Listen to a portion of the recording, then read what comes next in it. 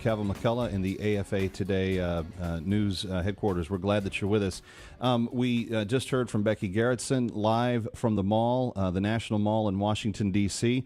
I want to go there because just moments ago, before the one of the featured guests, radio talk show host Glenn Beck, spoke, outgoing Congressman Michelle Bachmann took to the podium, and she had a greeting for those gathered today. Let's take a look.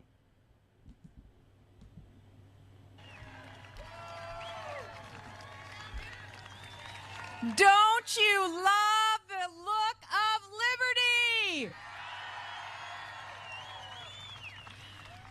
Well, it's been 100 years now that we've had the current United States tax code.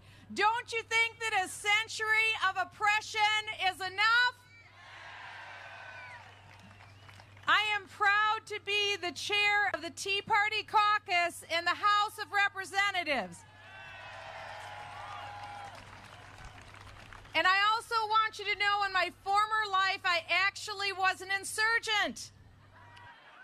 I was an insurgent because I absolutely wanted to defeat the tax code and bring more liberty about in the United States. And so after I went to law school, I got a postdoctorate degree in tax law. And after that, I got a job with the IRS as a tax lawyer, because I believe if you understand the enemy from the inside out, that's the best way to defeat them.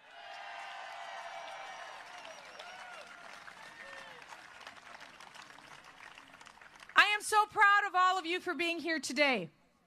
You were here, many of you, during the Obamacare rally. Did you come then? God bless you, and thank you for coming. One thing that we have heard from the politicians inside this dome is that they often are probably more frightened of real people than anything else.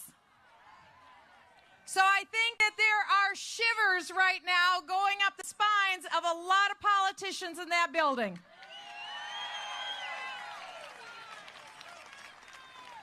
You have seen the challenge and you have met it. And now it's time for the politicians to listen to all of you. You're here and you're clear with your message. And your message is it's time to abolish the IRS, take up something where every single American has to pay something to support this magnificent country. And together, that's exactly what we'll do. God bless you, and God bless the United States of America. That was Congresswoman Michelle Bachmann just a short while ago from the mall on Washington, and we are glad that you're with us. Back in the New York studios, Kevin McCullough, the Tea Party rally continues. It's being largely ignored by all news networks today, but we are on top of it and glad to be so. I want to take some of your calls because some of you have wanted to weigh in on what Becky Garrettson was telling us at the top of the hour. Let's go, in fact, first to line number 4 and talk with Felix, who's calling us from Houston. Hi, Felix. Welcome. You're on with Kevin McCullough on AFA Today. Hi. Felix, are you there? Felix. Yes, sir. Yeah, are you there? Yes, sir. Go right ahead.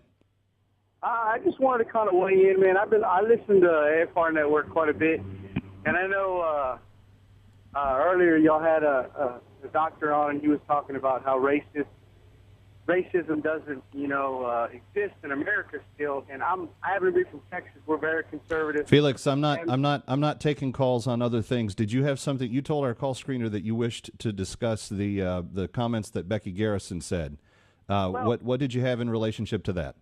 Everybody to come united together. It's not about politics. I just was wondering how many Hispanics or blacks were in her actual Tea Party group there, if it's not a racist thing. She lives in a really small town. I think the town is something like 3,000 people, and there's about 400 people that participate in her Tea Party. That's what she told us last week when she was on. If she doesn't live in a racially diverse area, Felix, does it matter to you that I mean, some small towns are very homogenic. I mean, it's just homogenous rather. It's just one type. Does that matter? Felix? We lost Felix. Felix hung up.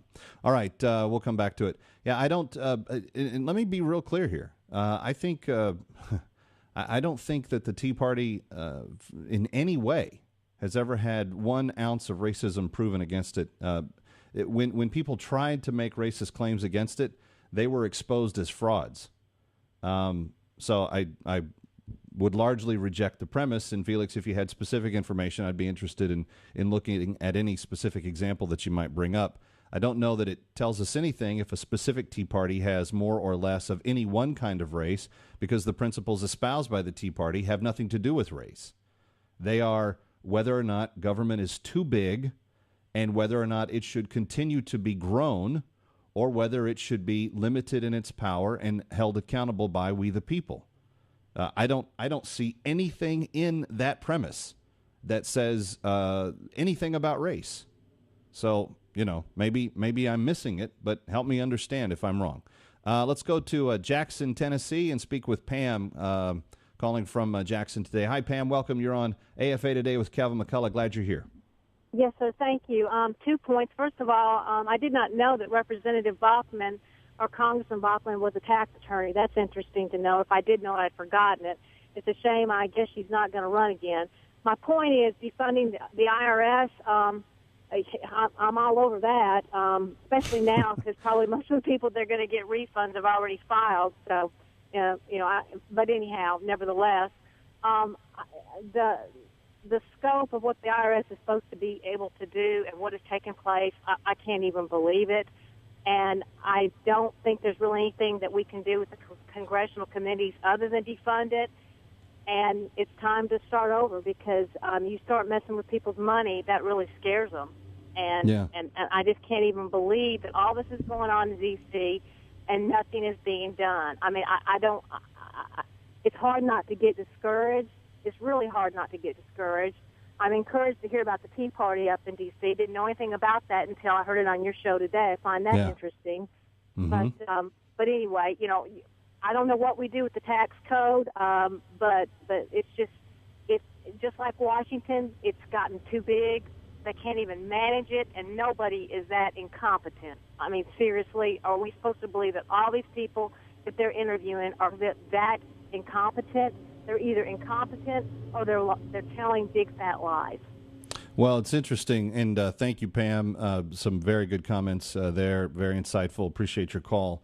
It's interesting, at the Tea Party rally today, and we've lost the video feed. I'm going to try to reconnect the live feed in the next break, but there's actually several speakers that referenced the tax code, and it's I think 73,000 pages now is the length of the tax code. They had 73,000 pages of paper sitting to one side, and it was like a wall of reams of paper. That's the tax code, and that's what you're accountable to now. That's what you're supposed to know and understand, and everyone is supposed to be completely aware of every jot and tittle. We have a hard time remembering how the novel that we're reading started by the time we get to the end of it 200 pages later. Yeah, you're right. It's too complicated. It's too tricky. There's too many things in there that have made it far too easy for manipulation of all sorts to take place. And again, I'm not saying this as a Democrat or a Republican. I'm not wearing a jersey right now. Next election is not for a long time. I don't know how I'm going to vote when the time comes around. I've got to evaluate candidate by candidate, race by race, and see which ones hold to the principles that I hold most dear. But in that, I am like you in that I am watching what government is doing, and I got to tell you, I'm very disappointed. I want to get into this other news story because I do want to take calls on this if you're so inclined. Yesterday, we were, I think, one of the few places that was talking about the fact that the Taliban and the U.S. kind of both announced that they were going to sit down for a get-together real soon, was the language that everybody was using, coming very soon.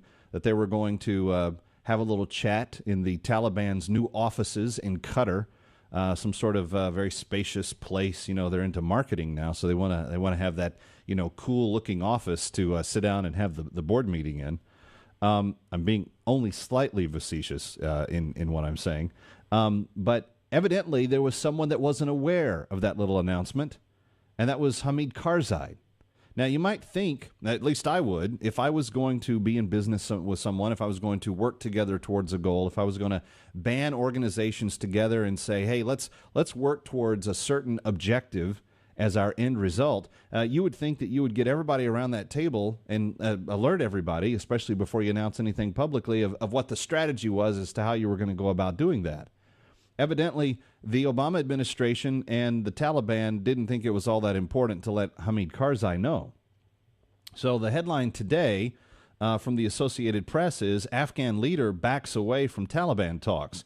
Dateline Kabul, Afghanistan's president said Wednesday he will not pursue peace talks with the Taliban unless the U.S. steps out of the negotiations, while also insisting the militant group stop its violent attack on the ground after it claimed responsibility for a missile attack that killed 4 Americans yesterday. Please hear me on this, friends.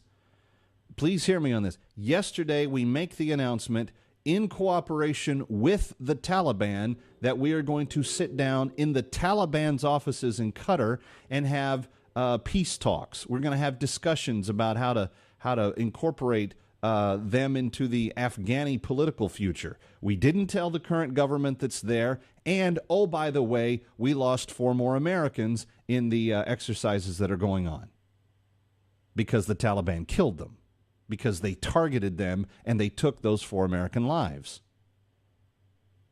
Is this the time to sit down and do the aw shucks thing with the people that are trying to slit our throats? I'm not convinced of that. I'm really curious as to your thoughts on that. 888-589-8840. Hamid Karzai's strong response and the Taliban attack deflated hopes for long-stalled talks aimed at ending nearly 12 years of war in Afghanistan just a day after the United States and the Taliban said they would begin initial meetings in Qatar. Karzai had said Tuesday that he would send representatives of his High Peace Council to Qatar for talks, but aides said he changed his mind after objecting to the way the announcement came out about the U.S. and Qatar U.S. and the Taliban sitting down. In particular, the Taliban's use of its formal name, Islamic Emirate of Afghanistan, in opening an office in Doha. I said this yesterday. How long do you think it will be before the Taliban is back in complete control of Afghanistan? They're already trying to take the name in their announcement, yes, the Islamic Emirate of Afghanistan.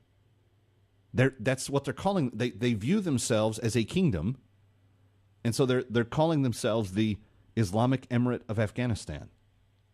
And our government, our executive branch, our State Department said, well, we'll sit down with you and we'll have talks about all that because, we're reasonable. We can do that.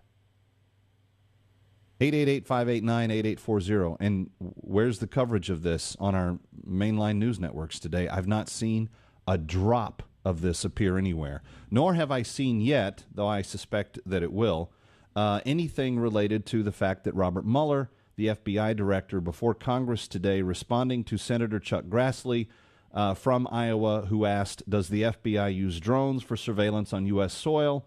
Mueller responded bluntly, yes, but very seldom.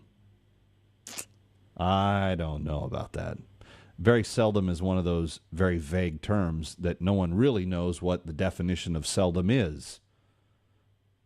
Maybe I'm being too conspiratorial. I don't know. Asked by Senator Dianne Feinstein to elaborate, Mueller said, it's very seldom used and generally used in a particular incident where you need the capability. Earlier in the morning, however, Mueller said that the agency was only now working to establish set rules for the drone program. Well, wait a second. If they're just now making up the rules, but they've been doing it, how do we know that it's only been very seldom that they've been used? I don't understand any of this kind of smoke and mirrors stuff that it sounds like I'm getting out of Washington. I don't understand that. And, oh, by the way, it's been 1 month since the president said he would hold those accountable for the unfair targeting of conservative and Christian groups exclusively by the IRS. Today, we still have no action on his part. The only actions being conducted are those of the House of Representatives. Kevin McCullough, 888-589-8840.